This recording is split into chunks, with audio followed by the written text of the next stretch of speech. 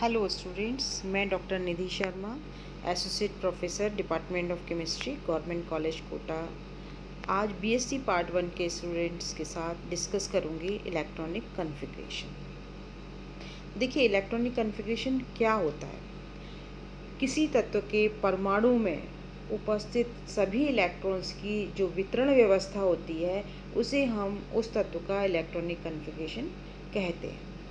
The distribution of electrons in various shells, subshells and orbitals of an atom is called electronic configuration. इसको हम represent कैसे करते हैं? Representation of electronic configuration हम इसको represent करते हैं एन एल एक्स के द्वारा। एन क्या है? यहाँ पर शेल नंबर है, और एल जो है वो सब शेल है, और एक्स जो लिखा हुआ है वो क्या है? नंबर ऑफ इलेक्ट्रॉन्स हैं। अगर हम देखें कि n का मान किसी के लिए 3 है और l का मान 1 है और इलेक्ट्रॉन्स की संख्या 2 है, तो हम उसको कैसे डिनोट करेंगे? 3p2।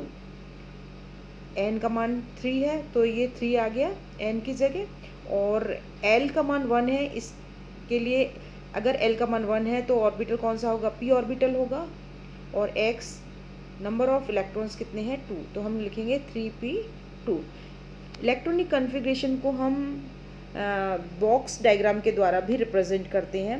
इसमें हम क्या करते हैं कि ऑर्बिटल को बॉक्स बना देते हैं, स्क्वायर बॉक्स बन जाता है, और उसमें हम इलेक्ट्रॉन्स को डिनोट कर देते हैं कि इलेक्ट्रॉन एरो के द्वारा हम इलेक्ट्रॉन को प्रदर्शित करते हैं।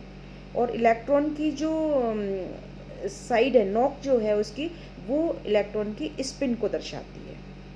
तो आप इलेक्ट्रॉनिक कॉन्फ़िगरेशन लिखेंगे तो कैसे लिखेंगे कि एस अगर है तो उसमें एक ऑर्बिटल बन जाएगा, पी है तो उसमें 3 बना दीजिए, डी है तो उसमें 5 बना दीजिए, और हर ऑर्बिटल में कितने इलेक्ट्रॉन्स आएंगे?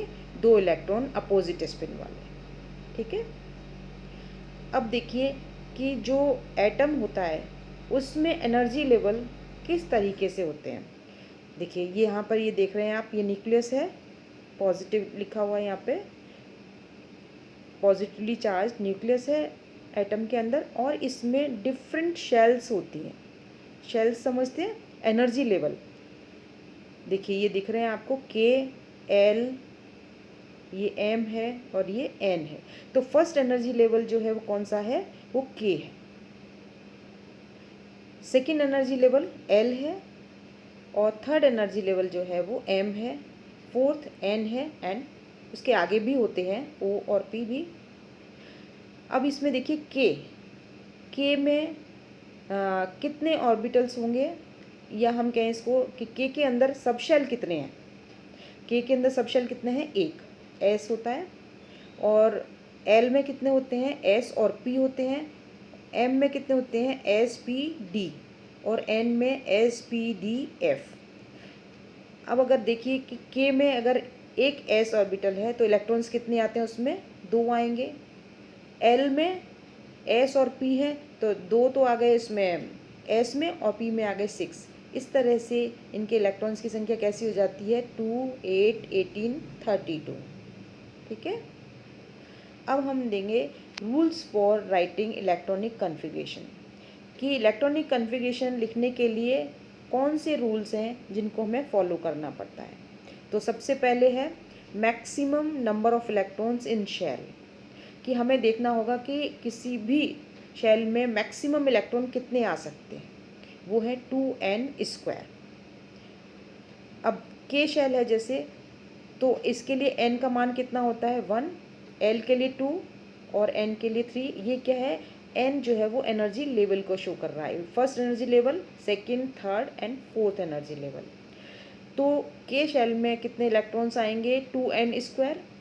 2 इंटू एन का मान कितना है? 1, 1 का स्क्वायर, तो टोटल इलेक्ट्रॉन्स कितने आ सकते हैं? 2 इलेक्ट्रॉन्स। के में मैक्सिमम इलेक्ट्रॉन कितने आएंगे? 2 इलेक्ट्रॉन्स आ सकते हैं। इसी तरह से अगर एल को देखें तो एल में कितने इलेक्ट्रॉन्स आ सकते हैं? एल शेल में 2n², और एन का मान कितना है? 2, तो टोटल इलेक्ट्रॉन्स कितने हो गए? 8। इसी तरह से एम में अगर देखें तो 18 इलेक्ट्रॉन्स आ सकते हैं, और एन में 32 इलेक्ट्रॉन्स आ सकते हैं। ठीक है। अब हम लेंगे कि maximum number of electrons in subshell. सब शेल में कितने मैक्सिमम इलेक्ट्रॉन्स आते हैं। देखिए L का मान अगर 0 है तो सब शेल कौन सा होगा, S होगा, और अगर L का मान 1 है तो P हो जाएगा सब शेल, और 2 है तो D, और 3 है तो F। अभी हमने बताया था आपको अभी लास्ट डायग्राम में कि S में कितने इलेक्ट्रॉन्स आते हैं, 2 इलेक्ट्रॉन्स आते हैं, P में 6 आते हैं, और D में 10 और F में 14। ये मैक्सिमम इलेक्ट्रॉन्स हैं जो S, P, D, F में आ सकते हैं। नेक्स्ट है कि इलेक्ट्रॉनिक कन्फिग्रेशन लिखते समय हमें इन रूल्स को फॉलो करना होता है। कौन कौन से रूल हैं, और वो प्रिंसिपल पॉली एक्सक्लूजन प्रिंसिपल और Hund's rule of maximum multiplicity. ये रूल्स मैंने पहले वीडियो में समझाए हुए हैं, अभी हम शॉर्ट में बस इसको समझेंगे। और वो प्रिंसिपल क्या है, N+L रूल है। ये लोअर एनर्जी में इलेक्ट्रॉन्स जो हैं वो सबसे पहले भरे जाते हैं और हायर एनर्जी में उसके बाद जाते हैं। अगर ऐसा है कि दो ऑर्बिटल्स की एनर्जी लेवल सेम है तो इलेक्ट्रॉन सबसे पहले कहाँ जाएंगे, जिसमें N+L का मान जो है वो मिनिमम होगा, उसके बाद जाएंगे हायर एनर्जी लेवल में। कभी कभी क्या होता है कि दो ऑर्बिटल्स जो हैं सब शेल ऑर्बिटल्स जो हैं उनकी एनर्जी लेवल सेम है, तो हम सोचेंगे कि किस में इलेक्ट्रॉन सबसे पहले जाएगा। तो ऐसी स्थिति में जहाँ पर N का मान कम होगा इलेक्ट्रॉन्स वहाँ जाएंगे। ठीक है। पॉली एक्सक्लूजन प्रिंसिपल आप जानते हैं, एक ऑर्बिटल में 2 इलेक्ट्रॉन्स रहते हैं और वो उनकी जो स्पिन है वो कैसी होती है, अपोजिट स्पिन। एरो के द्वारा शो कर रखा है क्लॉकवाइज और एंटी क्लॉकवाइज। ठीक है। नेक्स्ट रूल है Hund's rule of maximum multiplicity.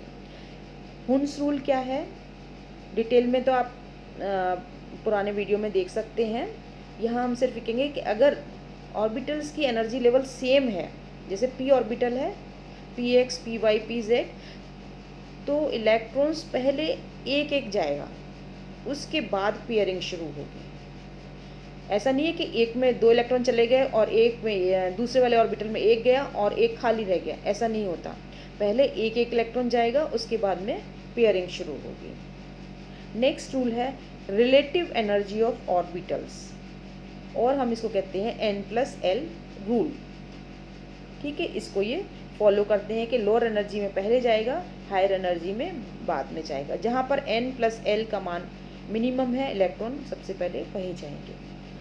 अब है rule of half filled and और कंप्लीटली फिल्ड ऑर्बिटल्स। देखिए जो ऑर्बिटल्स फुल फिल्ड हैं या हाफ फिल्ड हैं उनकी एक्स्ट्रा स्टेबिलिटी होती है, और जो इनकम्प्लीटली फिल्ड है उनकी एनर्जी, इनका स्टेबिलिटी कैसी होती है, लो होती है। तो कम्प्लीटली फिल्ड की जो स्टेबिलिटी है वो ज़्यादा है, हाफ फिल्ड की उससे कम है, और इनकम्प्लीटली फिल्ड है उसकी और भी कम है। इसी आधार पर इलेक्ट्रॉनिक कन्फिग्रेशन लिखा जाता है। अब फिलिंग ऑर्डर देखते हैं हम कि इलेक्ट्रॉन्स को जो ऑर्बिटल हैं उनमें किस तरह से फिल किया जाता है। हमने ये तो भी पढ़ लिया कि लोअर एनर्जी में पहले जाएगा इलेक्ट्रॉन और हायर एनर्जी में बाद में जाएगा।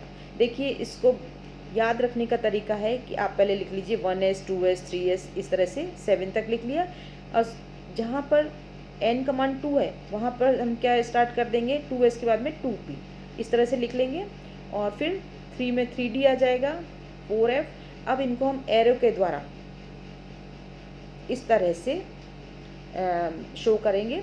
तो सबसे पहले इलेक्ट्रॉन कहाँ जाएगा, 1s में, देन 2s में, 2p, 3s, इस तरह से 3p, 4s, then 3d, 4p, 5s। ये एरो के अनुसार इलेक्ट्रॉन्स जो हैं वो ऑर्बिटल्स में फिल होते हैं। ये इसका एक क्रम है। अब आपने ये तो देख लिया कि इलेक्ट्रॉनिक कन्फिग्रेशन किस तरह से लिखा जाता है। मैं आपको एक ट्रिक बताती हूँ इलेक्ट्रॉनिक कन्फिग्रेशन लिखने की। देखिए ट्रिक क्या है कि आप थोड़ा सा इसको ध्यान से देखिए। हमने यहाँ पे लिखा है S, P, D, F। S first orbital है, P सेकंड है, D थर्ड है और F जो है वो फोर्थ है। ठीक है, अब यहाँ पे S में कितने इलेक्ट्रॉन्स आ सकते हैं? 2, P में 6, D में 10 और F में 14 इलेक्ट्रॉन्स आ सकते हैं। अब हम थोड़ा सा ट्रिक से इसको सॉल्व करेंगे। हमें कैसे लिखना है? S, हम हर एक को दो दो, मतलब इसको S तो S, फिर हम लिखेंगे PS, यहाँ से स्टार्ट करेंगे इसको, PS, दो दो बार लिखना है सबको। अब DPS, फिर हम लिखेंगे FDPS, यहाँ से चलेंगे। देखिए फर्स्ट में क्या होगा? S, क्यों S है तो हम क्या करेंगे? SS, PS, DPS, FDPS। इसको याद करने का एक और तरीका है, आप SS लिखा है हमने तो आप इसको इस तरह से याद कर सकते हैं, स्कूल, पब्लिक स्कूल, ठीक है। Delhi public school, first Delhi public school, तो इसमें क्या आ जाएगा? First Delhi public school. तो FDPS याद रख सकते हैं, बहुत छोटी सी ट्रिक है। तो हमने क्या किया? SS स्कूल कर लिया, PS, DPS, FDPS, कोई ज़्यादा मुश्किल नहीं है। अब इसमें आप ये इलेक्ट्रॉन आप जानते ही हैं कि इसमें S में 2 आते हैं और P में 6, D में 10 और F में 14। अब हम S का नंबरिंग करेंगे तो फर्स्ट S है, ये फर्स्ट डाल दिया हमने, ये देखिए। सेकेंड S है, then third S, fourth S, इस तरह से हम S की जो है नंबरिंग कर देंगे। S 5, फिर 6S, देन 7S, 8S।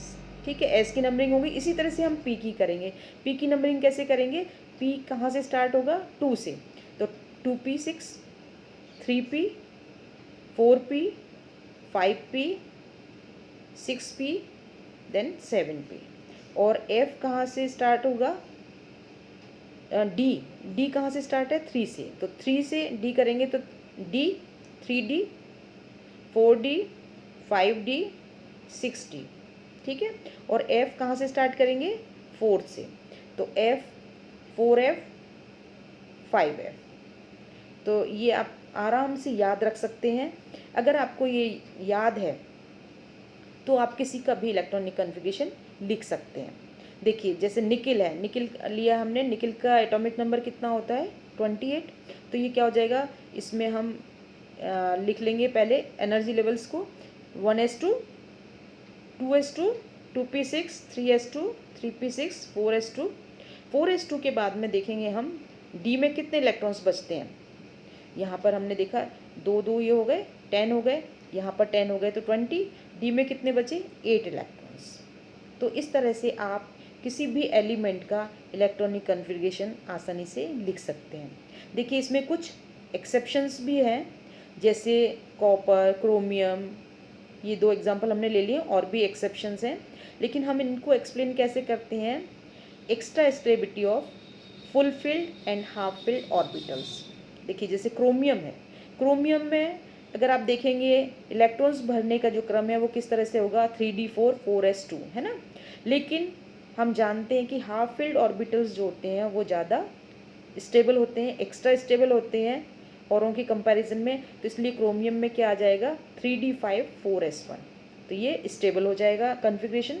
इसी तरह से कॉपर में अगर देखें तो इलेक्ट्रॉनिक कन्फिग्रेशन अगर हम इसके आधार पर लिखेंगे तो क्या आ जाएगा?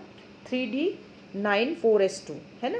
तो 3d9, 4s2, D में कितने हो गए? 9 इलेक्ट्रॉन्स हैं, तो ये स्टेबल नहीं है, इसलिए D में 10 हो जाएंगे और 4s में 1 इलेक्ट्रॉन हो जाएगा।